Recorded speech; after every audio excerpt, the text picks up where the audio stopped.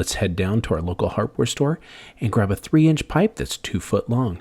What I need to do is cut this in half. Easy to do since it's 2 foot long. We're just going to make a mark at the 12-inch line. I can use any type of saw, skill saw or anything like that. I have a Sawzall and it works great. Just cuts right through. Now the ends of these might be a little rough from the cut. Just take a little bit of 80 grit sandpaper, rub it all the way around, and it'll smooth it right out.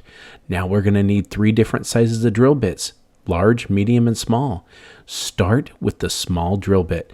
We are going to go randomly around the pipe and drill holes. You will see from here what kind of pattern you're looking for. And that pattern is no pattern. Pattern is bad, random is good. We're just going to go all up and down drilling holes. Don't cross the halfway mark though. Once you get a good amount of holes in there, it's time we're going to switch over to the medium drill bit. Starting in the middle, with the medium drill bit, we're going to go ahead and drill out the holes a little larger. It's easier to do because we've already drilled it with the smaller drill bit. Switch to the largest and drill out a few of the small holes on the bottom. So as you can see, as we start to paint, we got small, medium, and large.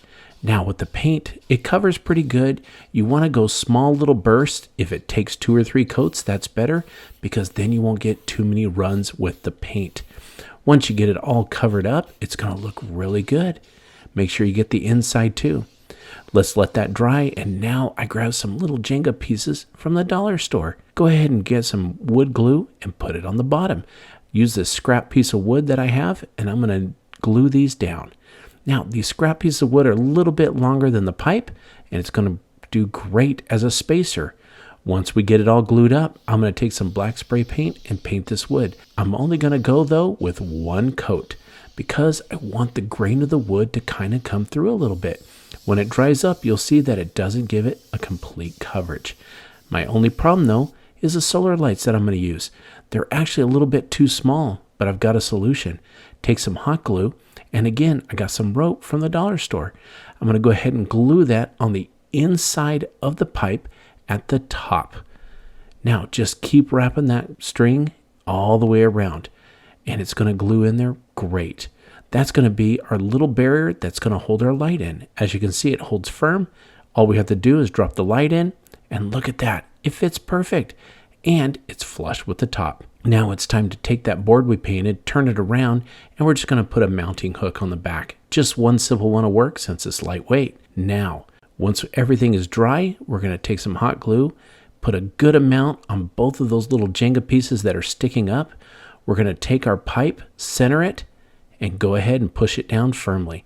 It's going to hold up really nice. This is not going to be a problem. Now with the solar lights, you click the button and watch this. When it's dark, the light comes on, as you can see from this example. Mount the light, drop in the solar light, and it looks great just sitting on the wall. But when night comes, look at that light up.